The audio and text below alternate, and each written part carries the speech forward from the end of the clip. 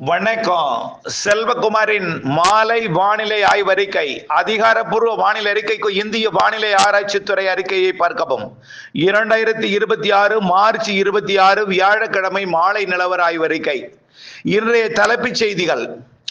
அதிகரிக்கும் வெப்பம் தொடர்ந்து ஞாயிற்றுக்கிழமை வரை அதிகரித்து காணப்படும். மேற்கு மாவட்டங்கள்ல, தென் உள்பகுதிகள் மற்றும் மேற்கு மாவட்டங்கள் மற்றும் உள் மாவட்டங்கள்ல. அதற்கு பிறகு அதாவது 30, 31ஆம் தேதி கேரளாவிலும், தமிழ்நாட்டின் எல்லையோரம் 1ஆம் தேதி 2ஆம் தேதியும் 3ஆம் தேதியிலிருந்து தமிழ்நாட்டின் தென் மாவட்டங்கள், தென் மாவட்ட கடலோர பகுதிகள் மற்றும் தென் உள் பகுதிகள், டெல்டா மாவட்டங்கள் மற்றும் ஆந்திர கர்நாடக எல்லையோர மாவட்டங்கள் என்று படிப்படியாக 2ஆம் தேதிக்கு பிறகு 12ஆம் தேதி வரை மழை வானிலை அமைய போகிறது.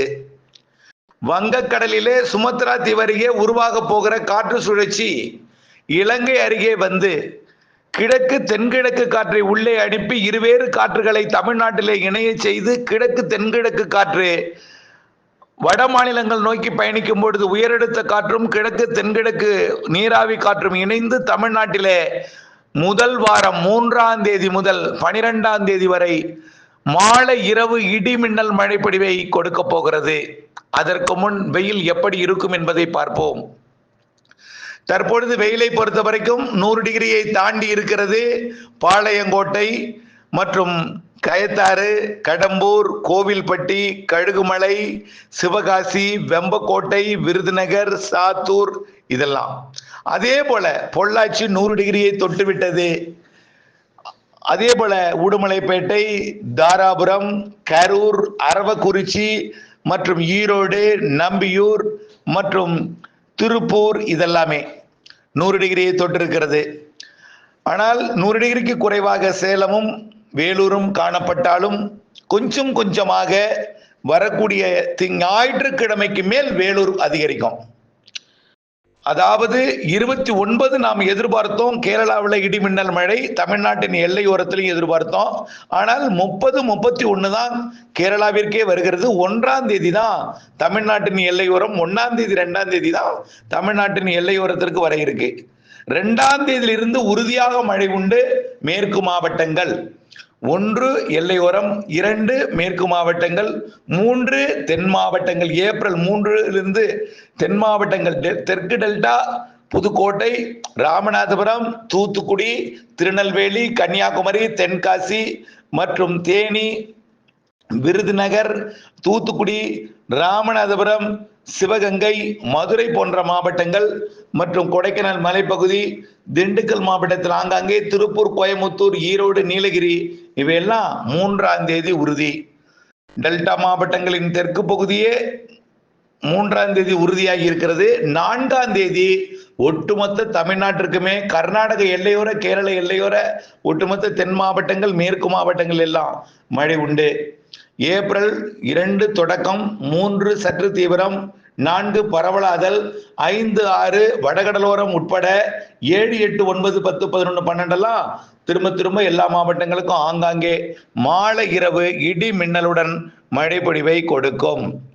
வெப்பநிலையை பொறுத்த வரைக்கும் இப்பொழுதைக்கு தென் மாவட்டங்கள், மேற்கு மாவட்டங்கள் ஞாயிற்றுக்கிழமை வரைக்கும் இப்படிதான் இருக்கும். திங்கட்கிழமை கூட, அதாவது இன்றைக்கு 26, வெள்ளி 27, சனி 28, ஞாயிறு 29 இருக்கும். திங்கள் 30, 31 செவ்வாய்க்கிழமை கூட இதே வெப்பநிலை தொடர்வதற்கு வாய்ப்பு இருக்கிறது. ஆனால் படிப்படியாக வேலூருக்கு முன்னேறும். வேலூருக்கு வெப்பம் கூடும். இங்கே மேற்கு மாவட்டங்களில் கொஞ்சம் வெப்பம் குறையும். ஈரோடும், சேலமும், கரூரும் வெப்பம் கூடும். பொள்ளாச்சி திங்கட்கிழமைக்கு மேல் அதுக்கு மேற்கு காற்றின் வருகை காரணமா சற்று குறையும். குறைந்தாலும் 98 டிகிரி ஃபாரன்ஹீட் என்ற அளவை விட்டு குறையாது. ஒரு 2-3 நாளைக்கு 98 டிகிரி இருக்கும். 3ஆம் தேதி மழை வந்ததும் இடி மழை பொழிவு பெரும்பாலான மாவட்டங்களுக்கு தொடங்கியதும் அதற்கு பிறகு மேகமூட்டம்லாம் வந்து அது புழுக்கமான வானிலையும் மாலை இரவு இடிமழை பொழிவையும் 3ஆம் தேதி தொடக்கும் பொழுது அடுத்தடுத்த நாட்களிலே நன்றாக வெப்பம் குறைந்துவிடும்.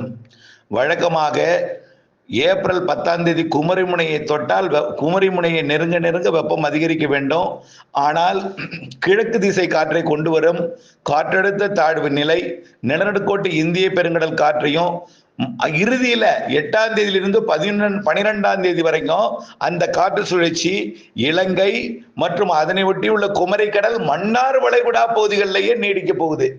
இதனால அரபிக்கடல் காற்றும் வங்கக்கடல் காற்றும் இணைந்து தமிழ்நாட்டின் ஊடாக வடகடலோரம் வழியாக தெற்கு ஆந்திர பிரதேசம் தெலுங்கானா வழியாக மகாராஷ்டிரா ஒடிசா சத்தீஸ்கர் வழியாக வட மாநிலங்கள் நோக்கி பயணித்து நல்ல ஒரு மழைப்பொழிவை தமிழ்நாட்டின் அனைத்து மாவட்டங்களுக்கும் 6, 7, 8 எல்லாம் கொடுக்க போகுது.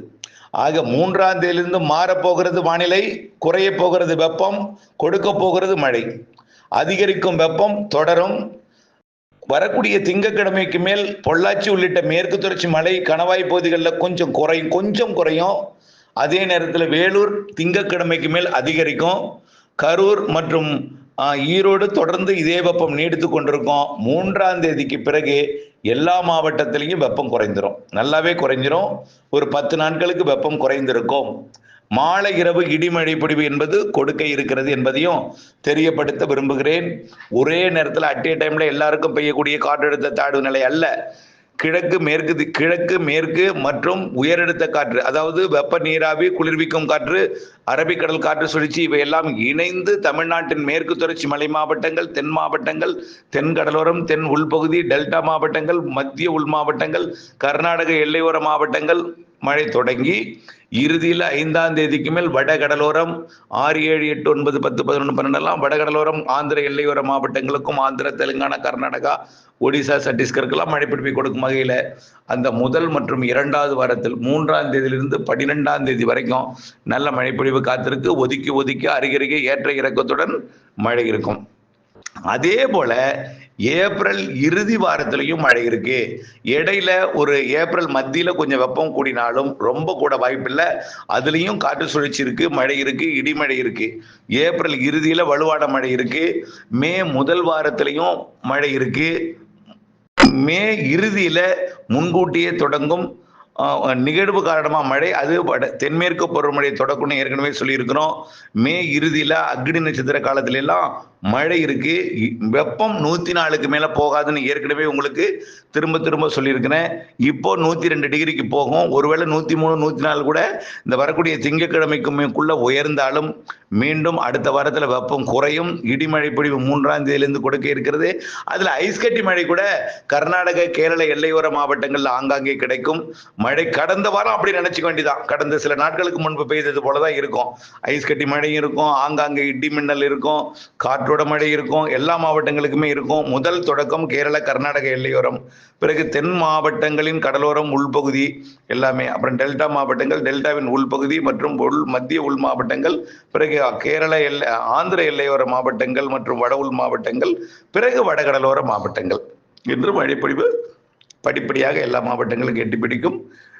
2ஆம் தேதி வரைக்கும் வெயில் அதிகமாக இருந்தாலும் 3ஆம் தேதியிலிருந்து மழை வந்ததும் அனைத்து மாவட்ட மழை வெயிலும் வெப்பமும் குறைந்துவிடும். மாலை இரவு இடிமழை பொழிவு வெப்பச்சலனம் காரணமாக கிழக்கு திசை காற்று வந்தாலும் அது மாலை இரவு இடிமழை பொழிவாகத்தான் கொடுக்கும். இணைந்தே இருங்கள் அப்டேட்ஸுடன். நன்றி.